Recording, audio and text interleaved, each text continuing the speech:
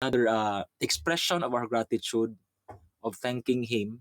Marami pong paraan kung paano tayo magpuri, magsamba sa Panginoon. Sabi nga po ng salita ng Diyos, whether you eat or drink, do it for the glory of the Lord. No?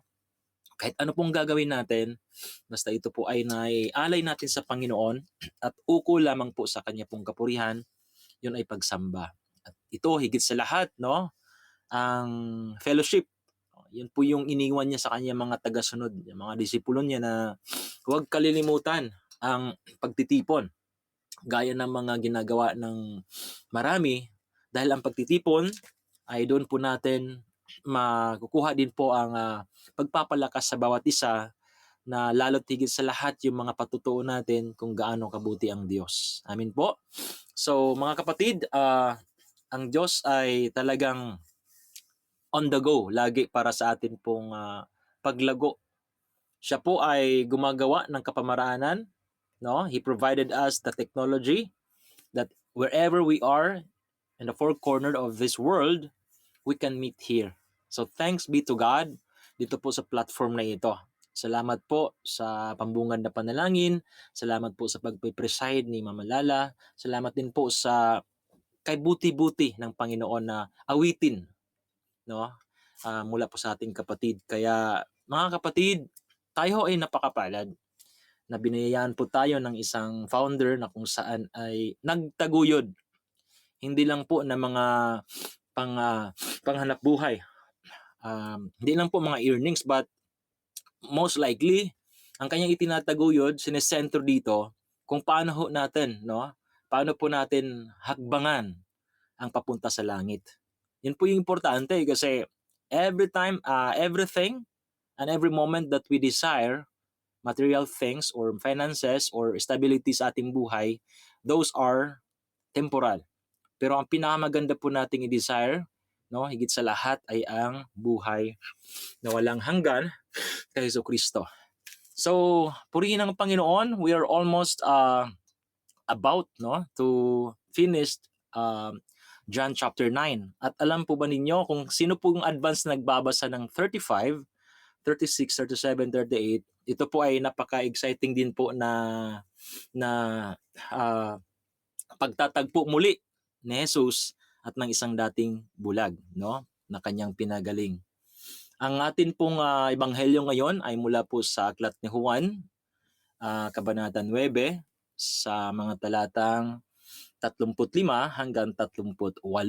At babasahin ko po ito sa ating kalagitnaan, mga kapatid.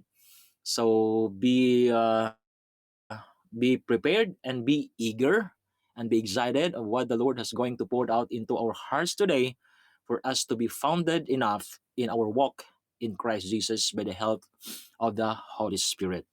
Amen po. Verse 35, chapter 9 of the book of the Gospel of John. Ito po ang pagkasabi.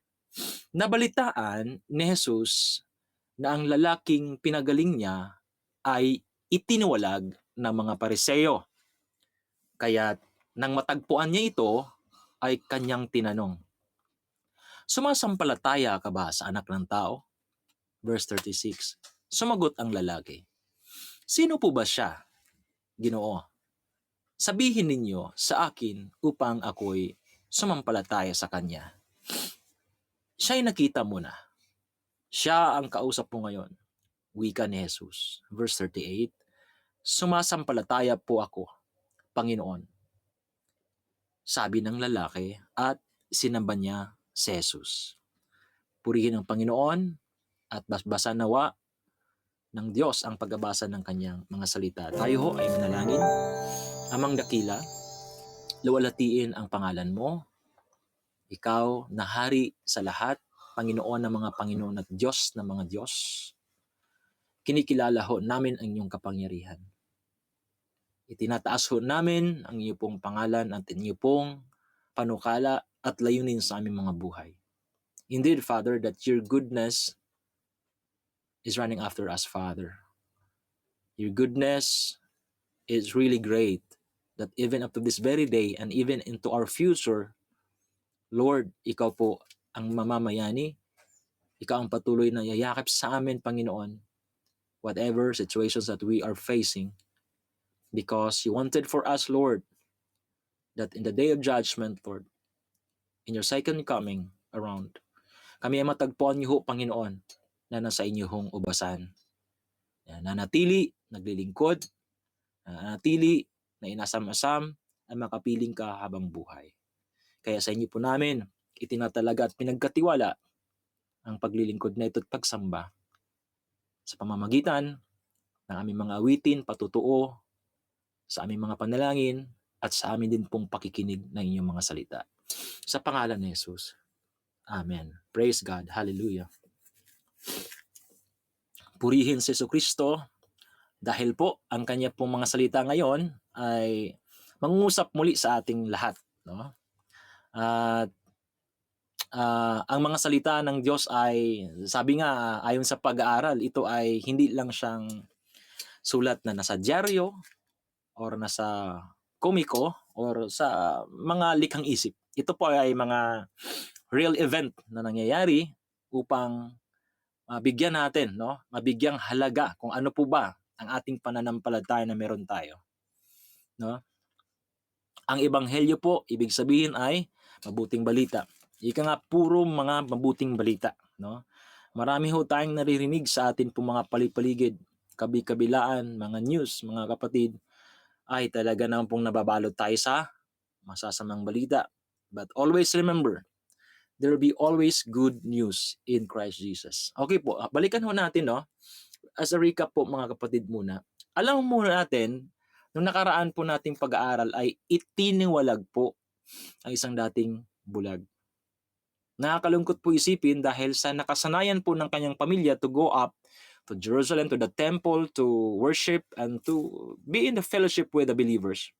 Or yung mga tinatawag mga relihiyosong mga tao. So siya ay itiniwalag. Alam naman po natin kapatid, kapag sinabing ma-excommunicate ka, wala ka ng wala kang karapatan sa loob ng sinagoga o sa pananambahan, ito po ay nakakalungkot. Sabi nga po sa ating pag-aaral na it is quite risky kapag sumunod tayo sa Panginoon. I mean, talagang nandun po yung manggagalaiti ang kaaway, gagawa at gagawa ang kaaway para mapapalayo tayo sa presensya ng Panginoon. But of course, ang Diyos ay hindi lamang po nalilimitahan ang kayong presensya sa templo lamang. Because the Lord, wherever we go, He is omnipresent. Ibig sabihin, He is everywhere. Sabi nga po, di ba, yung napag-aralan natin sa mga nagdaang chapter na sa bundok na ito sa Jerusalem, kahit saan, pwedeng magsambang tao sa espiritu at katotohanan. Yun pinakamagandang pag-asa isang dating bulag. So, yun po nabalitaan ng Panginoon, Jesus, ng lalaking pinagaling niya ay itiniwalag ng mga Pariseo. Sino po nagtiwalag? Yun po yung mga mapang-imbabaw.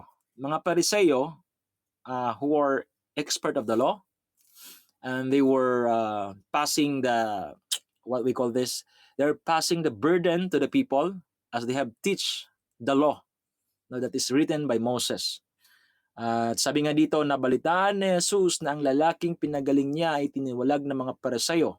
Kaya't nang matagpuan niya ito, ay kanyang tinanong, sumasampalataya ka ba sa anak ng tao? Ito kapatid ay isang palaisipan sa akin as I have reflected these verses, no? 35 to 38 to 38, yeah. Marahil ang Panginoon ay hindi ho nagkulang ang Panginoon sa kanyang kapangyarihan sa pagkakataon na ito. Well, nung magtagpo sila, nung pinagaling ni Jesus, no? Dahil po in desperation, ang born blind man ay talagang wala po siyang aatupagin sa kanyang panalangin, kanyang mga pangarap, kundi yung gumaling po siya. Tama po o hindi? Yan po ay typical ho, kapatid, katulad sa atin. Kapag tayo po ay nangangailangan ng pinansyal, ang dalangin po natin ay pinansyal. Pag nangangailangan ho tayo ng kalusugan, idadalangin po natin ay kalusugan. So, the address or the basic need of this born blind man is no other than to focus on his healing, to have sight.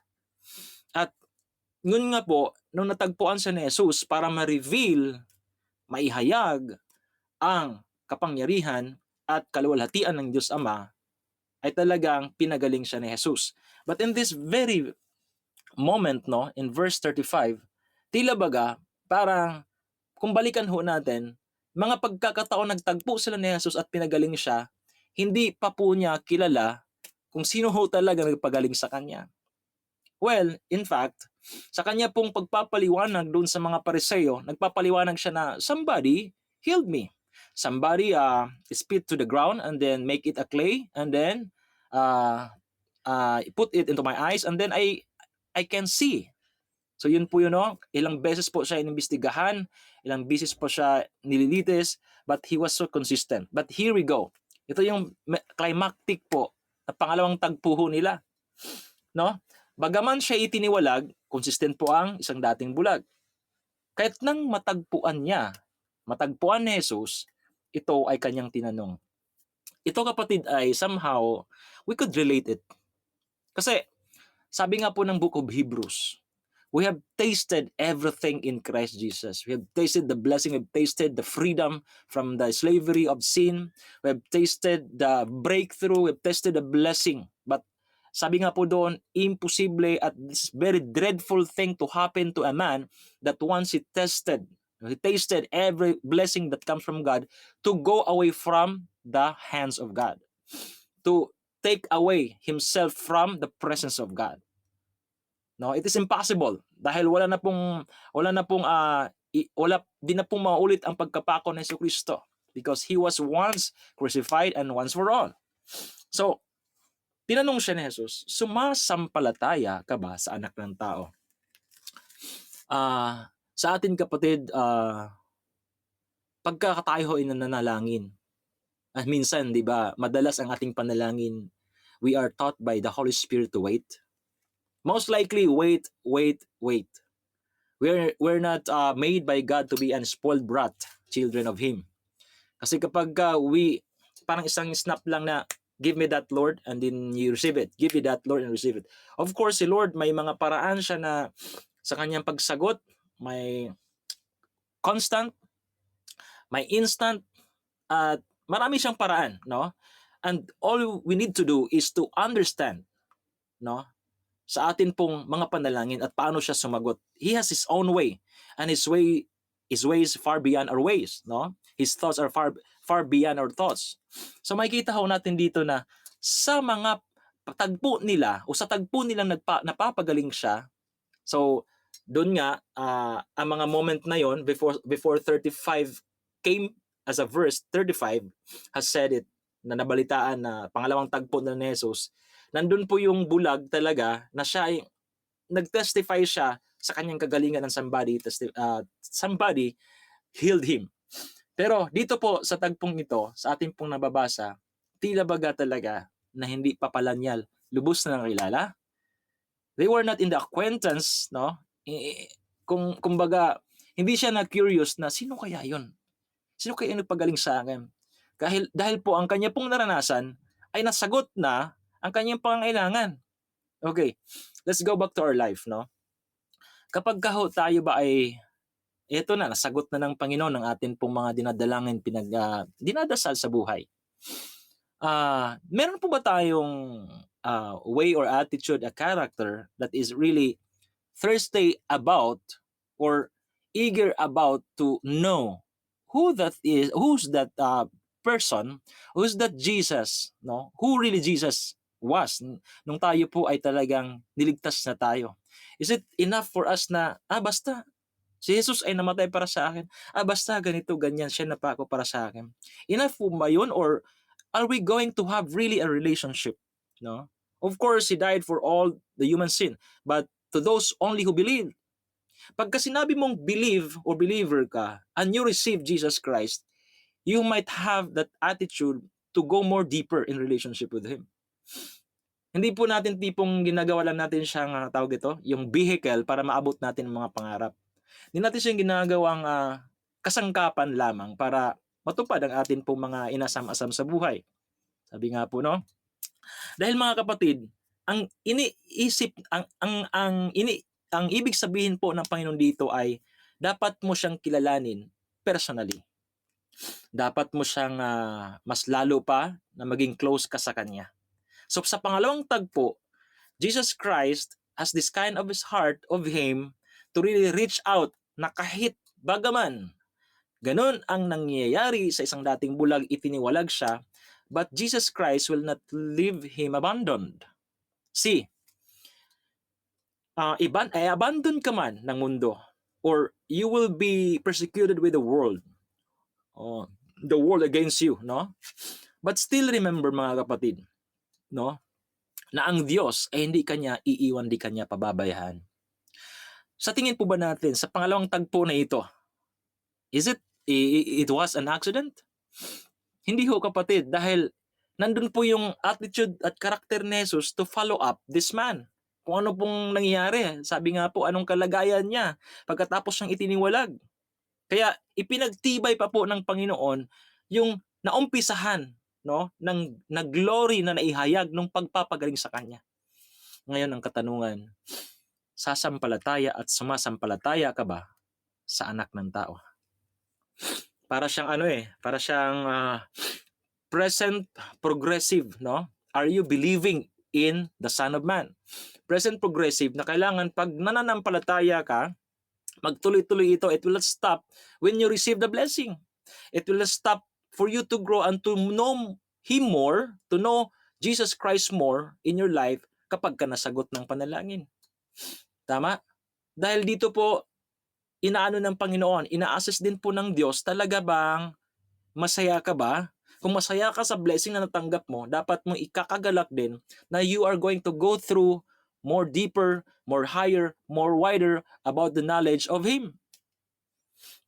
Or else, you become stagnant and a dormant Christian. You just believe in Jesus Christ when there are happenings that are in favor in you. Kung pabor lang po ang pangyayari, mas lalo kang bumibilib sa Panginoon. But if there are sufferings, if there are testings in life that the Lord is molding you, siya po ay naghubog sa atin, tila baga parang, Lord, ang dami ko ng panalangin, hindi ko pa nasasagot. Pero nung bago po akong Kristiyano, maliliit na mga panalangin or malaking panalangin, you instantly answered me. May mga ganun, no? May mga ganun tayong evaluation sa ating buhay. Pero gaano po ba kahalaga ang katanungan ni Jesus? Sumasampalataya ka ba sa anak ng tao? Na kahit ikaw ay itiniwalag, kahit ikaw ay binabatikos, let's divert it into our moment, into this contemporary moment. Kahit ikaw ay sumusuong sa mga problema at pagsubok, kahit ikaw ay inalipusta dahil sa pananampalataya, inalipusta ka ng mga mahal mo sa buhay, ikaw ba ay sumasampalataya sa Panginoon? Sumasampalataya pa rin po ba tayo sa Panginoon kahit tayo ay naghihirap? Hindi sa, mga kapatid ha, hindi po sa paghihirap sa ating kabulak-bulan. So paghihirap dahil sa Ebanghelyo, pagsasakripisyo para sa paglilingkod sa nagdala sa atin ng mabuting balita. At mismo siya ang mabuting balita because He died for us in our behalf. So ito yung mga ilan na dapat po natin i-check sa ating sarili na, Lord, may mga panahon po pala, Panginoon, na doon lang ako sumasampalataya sa mga magagandang mga bagay na natatanggap ko sa iyo. So kung ganun po ang kaisipan po ng isang Kristiyano, so magiging baliktad po dahil, mga kapatid, even Jesus Christ, sabi nga po, is suffered, no? He called out His disciples, hindi lang po para sabihin niya na ito ang pagiging Kristiyano, pagiging disipulo para sa akin ay tayo ay hindi maghihirap. All of us, if we're going to be a disciple and believers, talaga pong matik po yan, we have the mark of Christ's sufferings. Kasi po, kapatid, hindi po papayag ang naghahari at prinsipyo ng mundong ito na tayo po ay mapunta sa kaliwanagan ni Jesus. Gagawa siya ng paraan para ikaw ay hatakin niya muli, ibabalik ka sa dati mong pagkatao, at ikaw ay gagawan ng paraan para ikaw ay malugmok muli at isusumpo mo ang Panginoon. Alam niyo po, kapatid, ang laging ginagawa ng kaaway, yung tayo po ay gigipitin sa pinansyal, gigipitin sa sitwasyon, para baga maghahabol tayo sa bawat sitwasyon at hindi na natin maiisip ano yung kagandahan sa pagtitipon. Anong kagandahan sa pagbabasa ng salita ng Diyos? Anong kagandahan sa pakipag-ugnayan ng tahimik sa Kanya? Our one-on-one quality time with our Creator. Bakit? nakonsuma na ho o na-consumed na po, consumed na po ating isip sa mga alalahanin. Lahat po sa atin, no, wala pong excuse sa ganito. Doon po tayo niya sinisila. Doon po na, no, yung maraming mga tinik sa buhay. Pero ang sabi ng Panginoon, you have tasted the blessing of salvation. You have tasted the relief from your blindness. You have tasted the freedom. I have already poured out to you whatever you need for the eternity. But now, are you gonna believe in the Son of Man? Sa atin po mga buhay mga kapatid, kailangan po natin maunawaan na ang pagpasok sa Kristyanismo, actually, we are not the ones, no? Hindi ho sa ating kalakasan kaya tayo nakapasok, kundi sa biyaya ng Panginoon. Sa pagtalaga ng ating buhay sa pagsunod kay Jesucristo, ang sasabihin po natin sa ating mga sarili po, dahil sa Santong Espiritu, nagpapatuloy ako na sumasampalataya sa iyo, Panginoon. Anong sagot po ng isang lalaki in verse 36? Sumagot ang lalaki. Sino po ba siya? Halatang halata, it is very obvious in this statement of a born blind man before, a former born blind man, na hindi ho niya kilala yung nagpagaling sa kanya. Once again mga kapatid, I am going to mention, okay, have you remember the story of Peter when Jesus Christ in the gospel, no, told Peter to put the boat a little bit from shore, no? Yung boat, umaga na po 'yon. Magdamag silang ng isda pero wala silang nahuli. Okay? Naalala po natin 'yon. Sino po nakaalala na po noon na magdamag silang ng isda, walang nahuli. So kinabukasan, habang nagliligpit po sila, aayos ng kanilang mga bangka at mga lambat para yun nga sa daungan na nila dalhin yon para magpahinga. Nandun si Jesus, no, nagtuturo sa dalampasigan. Pero sabi ng Panginoon, ilagak mo ang lambat mo. Pero sabi po ng salita ng Diyos, hindi ho si Pedro nagrason na hindi po tipong nagiging refusal ang kanyang statement. Bagaman sinabi niya na, Lord, magdamag po kaming nangisda pero wala ho kaming nahuli. Pero dahil sinabi mo, alam niyo po yung salita, dahil sinabi mo, kaya ilalaga ko. Pero hindi siya nagrereklamo. Kasi kung tutusin mga kapatid, Jesus Christ, kung tutusin, He was the son of a carpenter, at malayo po yan sa paging pangingisda. So baga, parang sa mga Pariseyo, naalala po natin, ikaw, sabi niyang mga Pariseyo doon sa dating bulag, ikaw, lubos kang pinanganak na makasalanan dahil bulag ka, at ngayon tuturuan mo kami. Sabi ng mga bulag. Sabi ng mga Pariseyo sa bulag. I mean, at dito po, pwede po sabihin ni Pedro na we are expert of fishing fish. Bakit mo kami tuturuan? Pero hindi ginawa, hindi po refusing attitude. Kundi sabi niya, because you say it so, I will let the net casted. At nung inilagak at inihagis yung lambat mga kapatid, there was a big catch of fish. A large catch of fish. At naalala po ba natin yung kapatid na halos na mapupunit na po ang kanilang lambat at lulubog ang kanilang bangka sa dami po na blessing. Araw na po yun ha.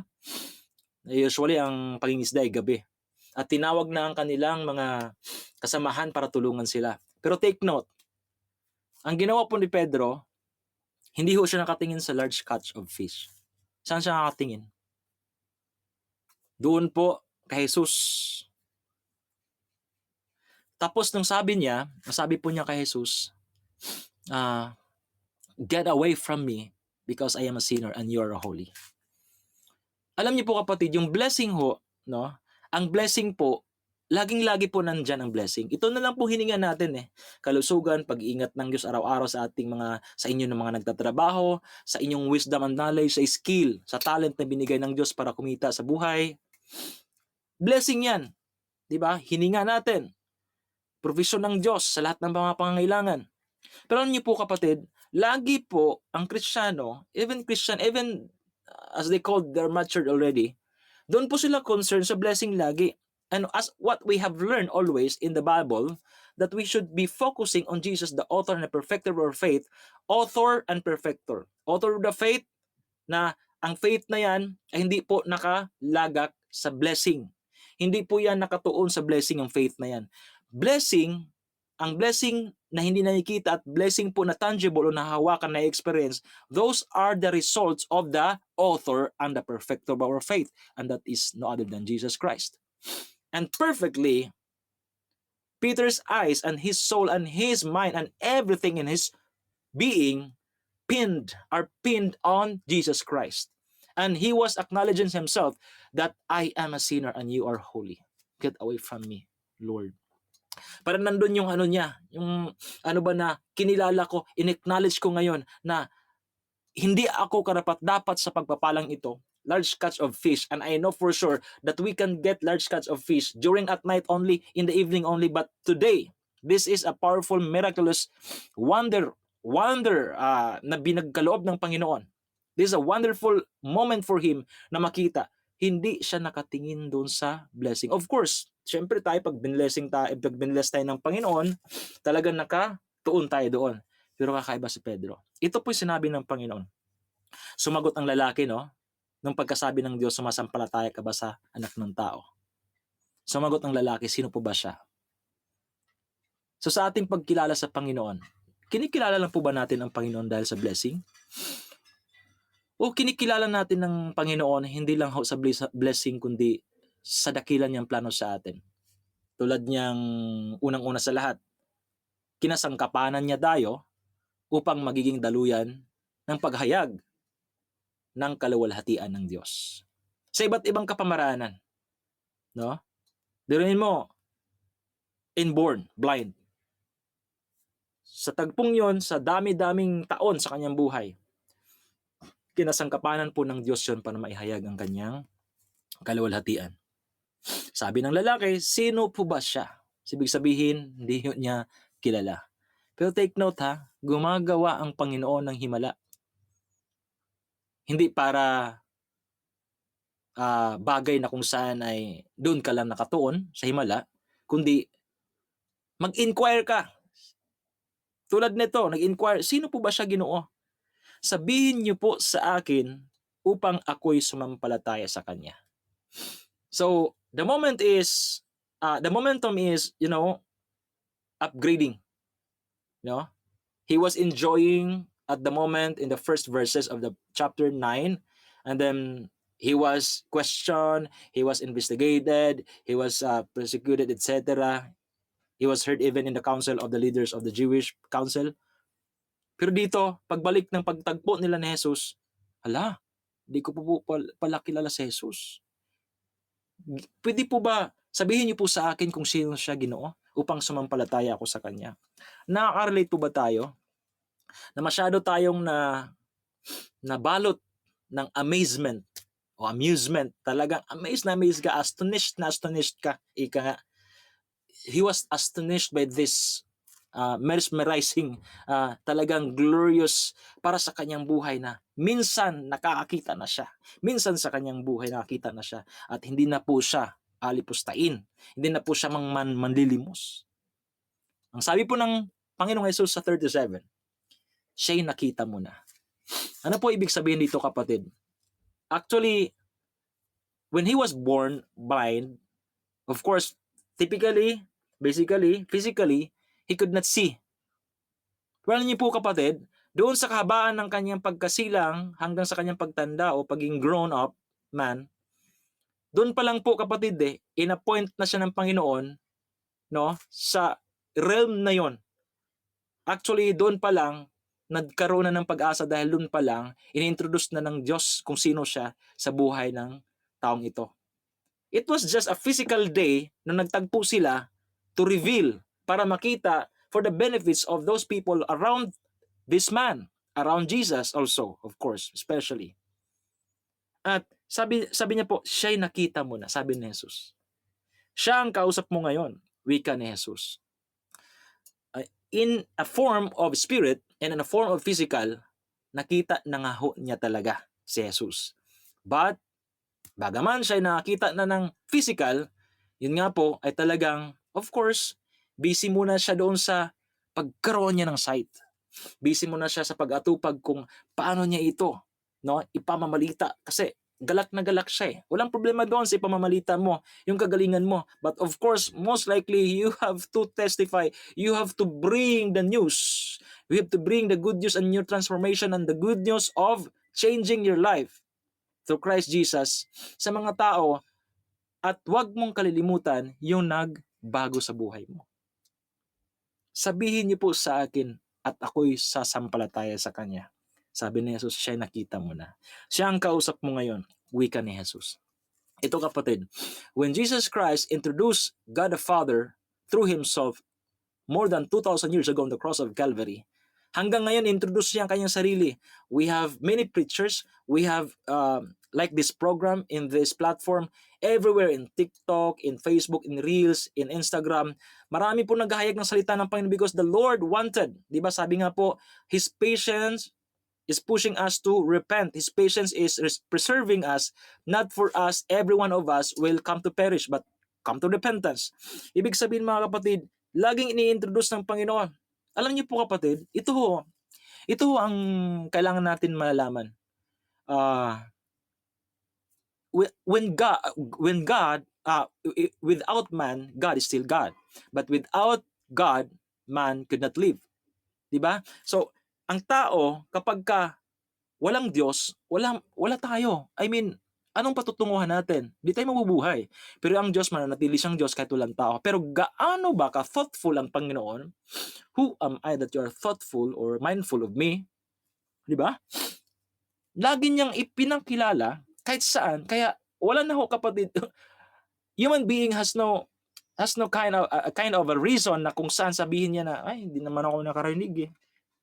Kahit nga sa bundok eh, kapatid, di ba? Kahit wala pong makakarating makakaabot doon, makakita pa rin po nila yung may naglikha sa mga nature na ito. So in a nature basis, they could see talaga na meron pong dakilang Diyos. I mean, there will be no excuses for a man na i-reason out niya na hindi ko kasi nakilala ang Diyos, kaya ako naging ganito. Hindi po kapatid. At siya po'y laging nagpapakilala sa iba't ibang kapamaranan dahil po siya makapangyarihan, kayang-kaya ka po niya abutin.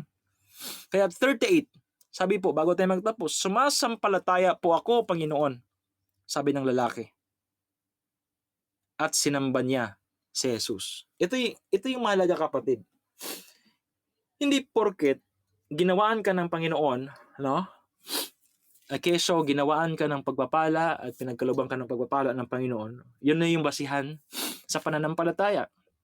Alam niyo po kapatid, ang tao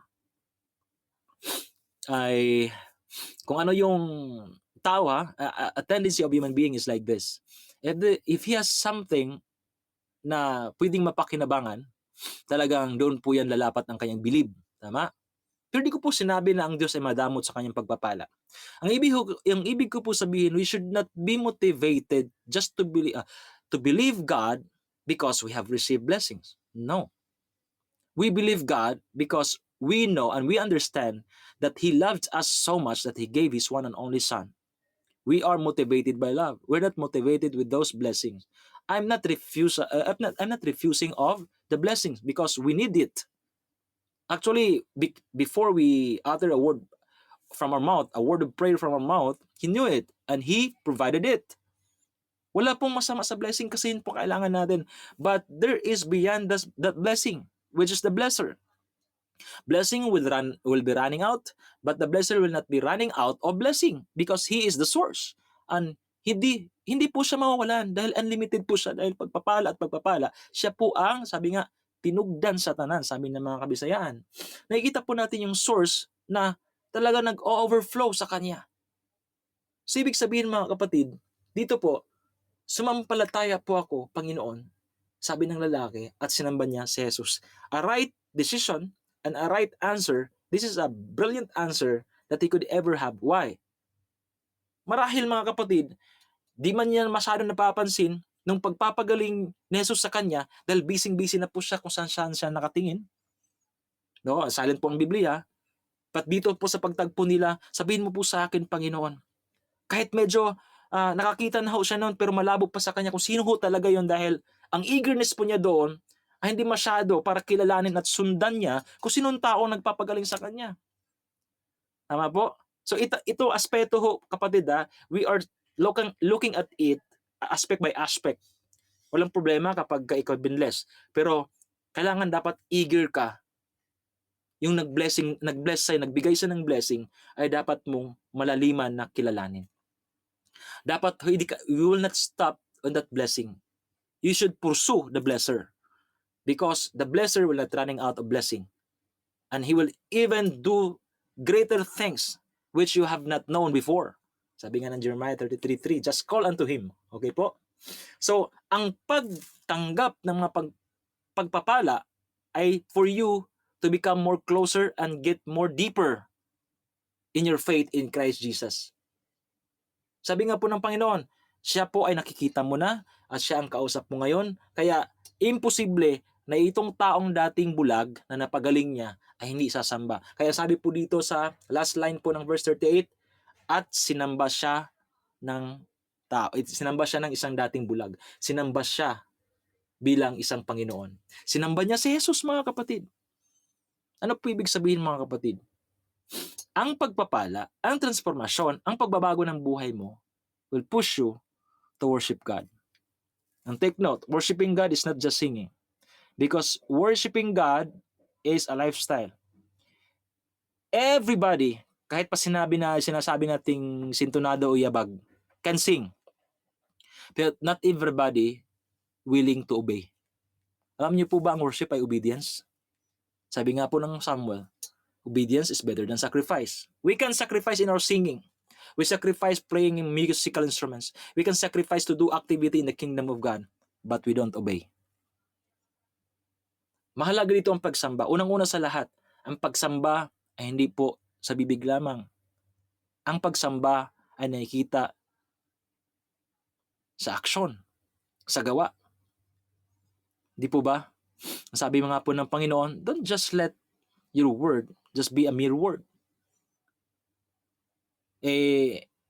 Kung sasabihin mo sa tao na you care for him, you care for her, but it is not really in the action, sabi po ng Panginoon, don't just love in your word. Let your love be evident in your deeds, in your action. Mas maganda ho na ma-experience yung gusto mong sabihin doon sa mga actions. And it will be confirmed with your word. See, when God loved the world, okay? For God so loved the world. What's next? Is He stopping on that statement? Yes. Mahal ko kayo, mga tao, mga nilikha ko. Did He stop in there? Hindi. He gave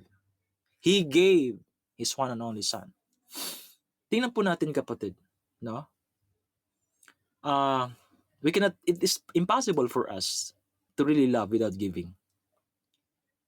Giving, hindi lang po sa aspeto na pinansyal. Giving is, giving care, giving love, giving time. Kaya, pag kumanta ho tayo, kailan may di kita ipagpapalit, pagkat sa piling mo'y langit, mahal na mahal kita, Panginoon.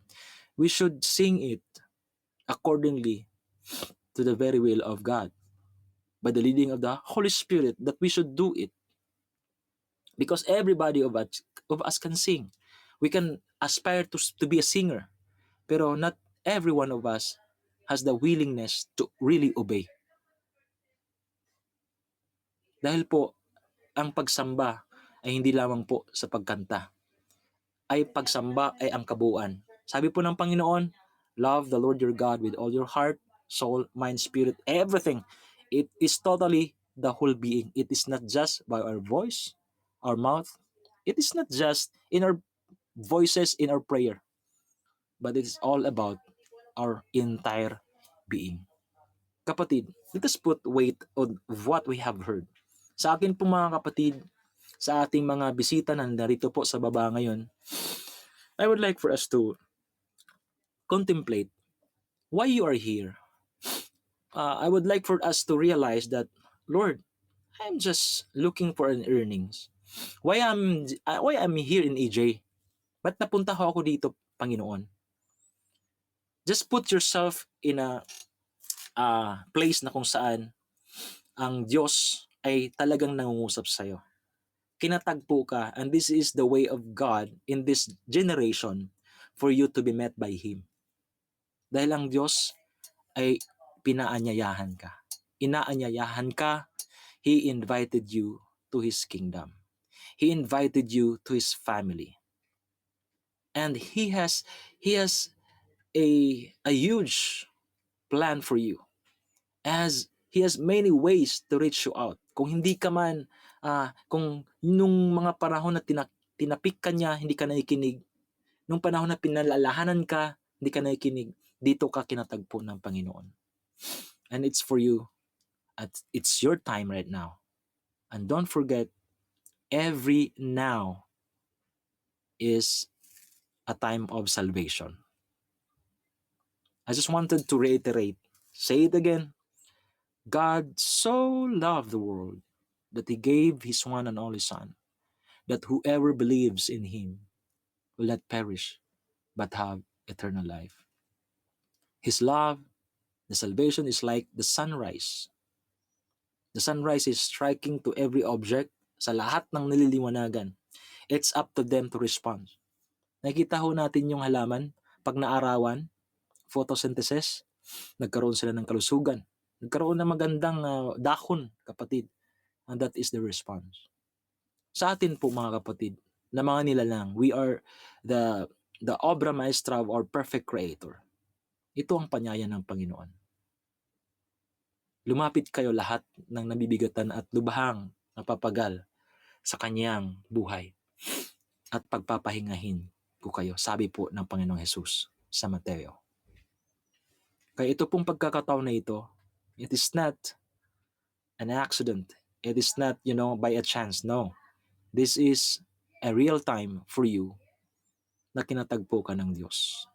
If that is you, kapatid, na really desiring and praying to have a transformed life, to have a blessed life, blessed in a sense that even you are in the challenges, you are blessed because you have Christ that will fight for your battles.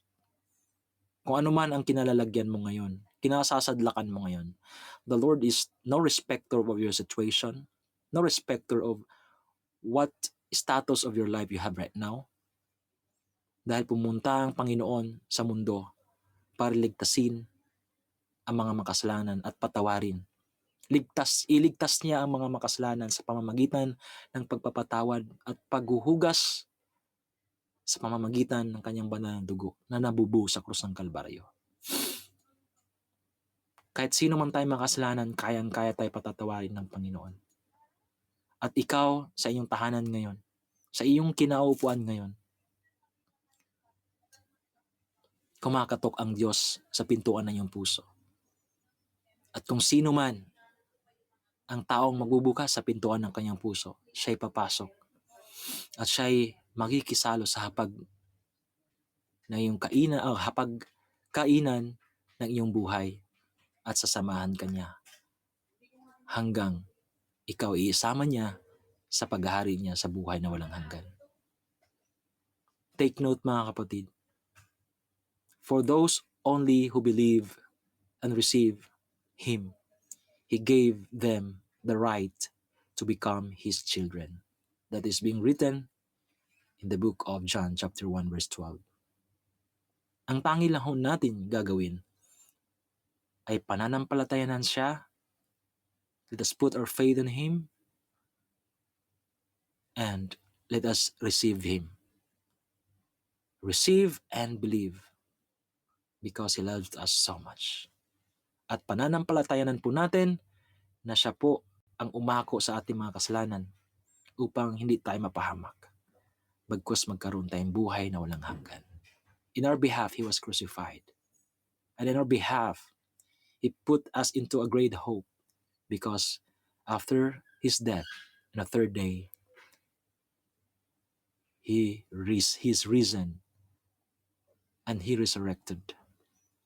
And He went up to heavenlies, to the right hand of our Father, to prepare a room for us. And for a second time, He will come back for those who believe in Him, in His name. You and me who believe in His name, you'll be with Him in eternity. Kapatid, as we put value on it, let us pray this prayer. Sundan niyo ako sa panalangin na ito. For those who are decided and willing to receive and to believe in Jesus Christ. Abba, Father, our Creator, we believe in you. You are the source of everything that we can see and even the unseen things, because you are a mighty God. Thank you for sending your Son, Jesus Christ, the perfect radiance of your appearance, to all humanity. And for you also, God, the unseen God, to be understood by our finite sight and our mind. Salamat, Panginoon. Because of the humility and obedience of your Son, Jesus Christ, that He died on our behalf. Lord, kami po ay naabsuelto sa aming pagkakasala. You have given us repentance. You have given us gift and chance to repent. At ngayon, Panginoon, we're gonna experience it. We ask forgiveness for our sins in this life.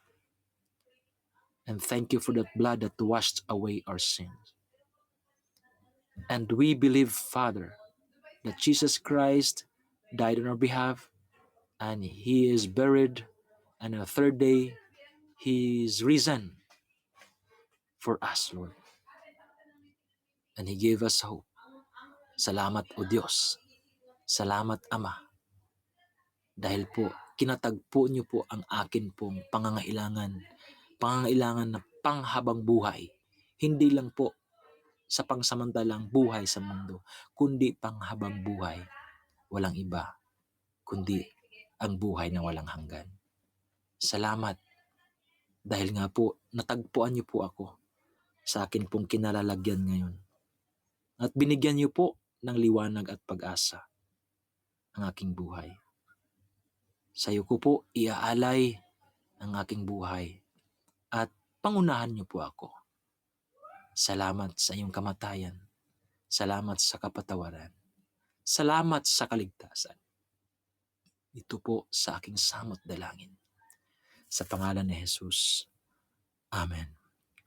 For those who received, for those who believe in Christ Jesus, let me pray for you. Abba, Father, I am so grateful, even this group of AJ family, from the heart of our God, Jesus Christ and the Holy Spirit, through the heart of our founder and the whole admin and the whole family of AJ. We're so thankful that every moment, every Monday, Father God, even without our knowledge, Father God, that who are those people under here receiving you, ikinagagalak po namin, Panginoon. Only the Holy Spirit knows them. Only the Spirit really can name them. And you are putting their name into the book of life in heaven.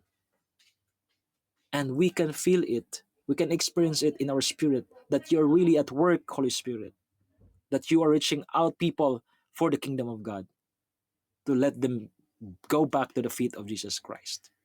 Repenting their sins. At sila po'y magiging kasama po namin sa family and vineyard of the Lord. Salamat, Panginoon. Pangunahan niyo po sila. Pamumunuan niyo po ang kanilang mga buhay. Lord, whatever sufferings for the gospel, whatever circumstances that they're going through in the future, Lord, let your joy will be their strength. Let your joy, Father God, will be their strength. And they will be in gladness as they go, as they follow you in the name of Jesus. Thank you so much, Father God, for these wonderful souls that you have received in your home, that you received in your kingdom. Thank you also, Father God, for letting us and allowing us to accept you, to believe in you, and to receive your Son, Jesus Christ. thank you for the belongingness as one among of your family members. Bless them. Bless them in all areas of their lives. In the name of Jesus, we prayed. Amen and amen. Thank you, Pastor June. Thank you for the gospel today. Actually, may mga checks na parang na-resonate ako. And not only siguro, not only me, most of us, every one of us. Yung bang, how can we say that we have a connection with the Lord? Do we really know Him? Or do we really make an effort to know Him, getting to know? Or do we really make time? Actually, tamang-tama sa akin yun. Do I really make time?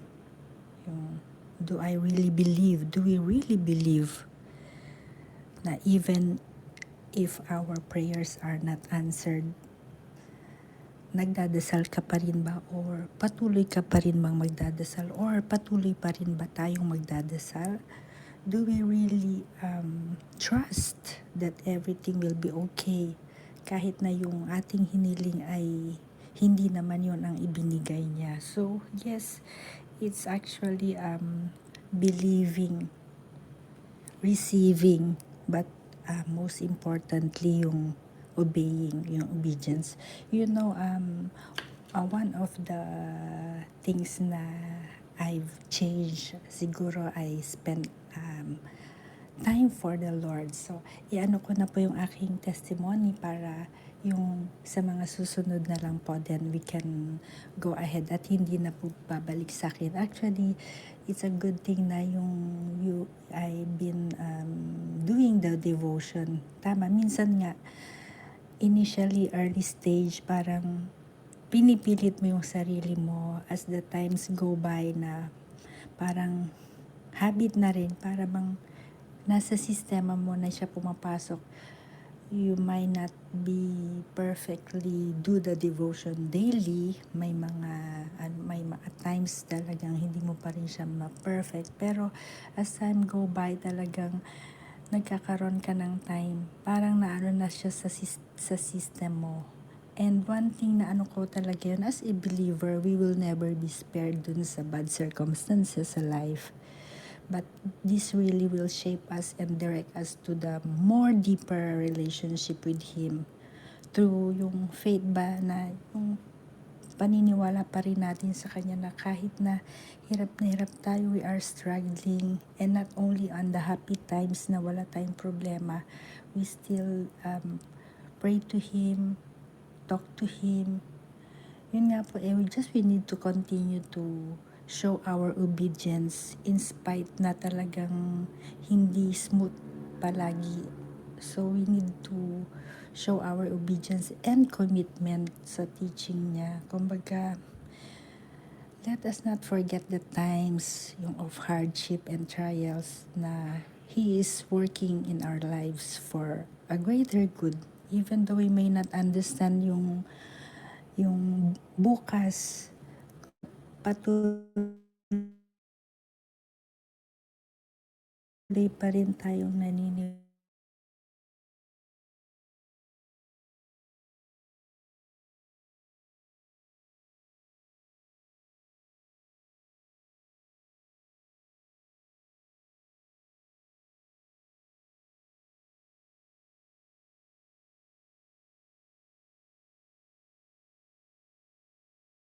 prove that we are believing in regardless kung anong circumstances natin, masaya, malungkot, meron o wala, may sakit o magaan ang pakiramdam. So, and lastly po yung obedience. This is a challenge for us. Kumbaga, when we say we love someone, we just don't talk about it, but there is always the action involved. So, sa mga naririto po ngayon, you can share yung testimony or yung ano yung message ni Lord for you, you can also share the testimony of His goodness in your life. So, para ma-inspire yung everyone na nandito ngayon sa panel, you are free to share and share po yung goodness ni Lord sa inyong buhay. If you have something in your heart na gusto nyo mailabas, we are just here to listen and pray also. So anyone po? Hello, ma. Yes, Ikaw Tita muna. V. I am very glad na you're the first one. Before you are the last one at talagang but now you are the first one nang nangunguna. Sige po, go ahead, Tita V. Good morning sa tanan. Sa ating lahat, good morning or magandang gabi sa ilan ni Madam. Sa kay Pastor, magandang gabi. May tama po yung sinasabi ni Pastor at saka ni Mama Lala. Patuloy po akong nagdadasal at naniniwala kay Lord. Kahit man hindi niya ibigay kaagad yung mga hinihingi ko, pero may time din niya na ibibigay niya. Kaya yun yung kahit ganun, malaki ang pagtitiwala ko kay Lord at tuloy-tuloy yung pagdadasal ko. Katulad nung yung anak ko, nakauwi na ng probinsya. Safe po siyang nakarating. Maraming salamat, Lord. At saka yung anak ko babae nung galing sa Boracay, nakakain po siya ng seafoods, na dehydrate po siya hanggang dito. Na hospital po siya ng 3 days kasi pinalaboratory lahat. Maraming salamat kay Lord kasi hindi ako naghinto pagdasal sa kanya na maging okay. Sa awa ng Diyos, yung result po ng mga laboratory niya lahat ay okay. Kaya thank you so much, Lord. Hindi mo ako pinapabayaan. Kahit yung iba yung hinihiling ko ay hindi mo binibigay, ibibigay mo pa din yan kasi kailangan yung time, hindi yung agad-agad. Pag nagdasal ka, ibibigay sa'yo. Kailan maghintay po tayo. At pangalawa po, maraming salamat kay Founder. Kasi sa time na manghihina ako, nandyan siya palagi, nagpapalakas sa akin. Yung katulad ng sa Dibo, naghinto ako ng mga 1 linggo or 4 na araw. Pero nandyan siya, pinapaalala niya sa akin, bakit ganon. Ngayon, yung nag-start naman ako ng Dibo ng Lunes, tuloy-tuloy na siya. Tuwing gising ko, pagkagising ko ng mga alas 9, alas 10, hinahanap ko na yung notebook ko, yung cellphone, kasi magdidibo na ako bago ako magpupo. Pero yung katabi, yung pupo naman naka-open yung isang cellphone ang gamit ko. Kaya thank you so much, Founder. Ikaw po yung naghila sa akin na pabalik kay Lord ka. Kung yung parang nanghihina na ako, na parang nawala ng gana, pero nandyan ka palagi, nagpaalala sa akin. Maraming salamat po. At thank you. Maraming salamat po sa lahat. Pastor, Mama Labala, sa lahat po na nandito. Maraming salamat po. Yan lamang po. God bless everyone. Thank you, Tita V. Ang sarap pakinggan. Actually, ganun din ang aking pakiramdam. Yung para bang hindi mo alam kung saan, ano ba talaga yung mahalaga o ipapriority mo sa buhay mo. Na parang busy ka sa pagtatrabaho, pero nakakaya wala kang oras sa kanya. 'Di ba? Yung parang ngayon mo lang nare-realize kasi para bang may nagtulak sa'yo, may nagpaalala. Pero thanks to God, may talagang may mga taong dumarating sa atin para i-guide or just yung magtutulak ba sa atin na or natin spiritually na you also need to work on this side of your life, hindi lang yung current na ginagawa natin sa araw-araw. There is a life after life. Yung kumbaga life natin dito, there is another life which is the eternal one. Na yun ang mas mahalaga. Thank you, Founder, for that. And sino pa pong mag-share? Mama Lala. Just on your mic po. Yes, Hello Rosie. everyone. Good evening po and praise God. So, gusto ko lang din pong testimony and magpasalamat po sa Panginoon sa word niya po tonight sa patuloy po na pagkilos po ng Panginoon sa ating online ministry. Even though na sometimes we are busy, but still we have time to give back to the Lord. And ang gusto ko lang din pong ipagpasalamat or pinaka-testimony ko po is um, kapag pala na-overwhelm tayo sa isang bagay, tulad ko, kasi as in binigay na ni Lord, nagbigay na siya ng answer dun sa prayers ko, pero na-overwhelm na sobrang overwhelm ko. Alam niyo po yung gusto ko na lang ipahinga pa yung nangyari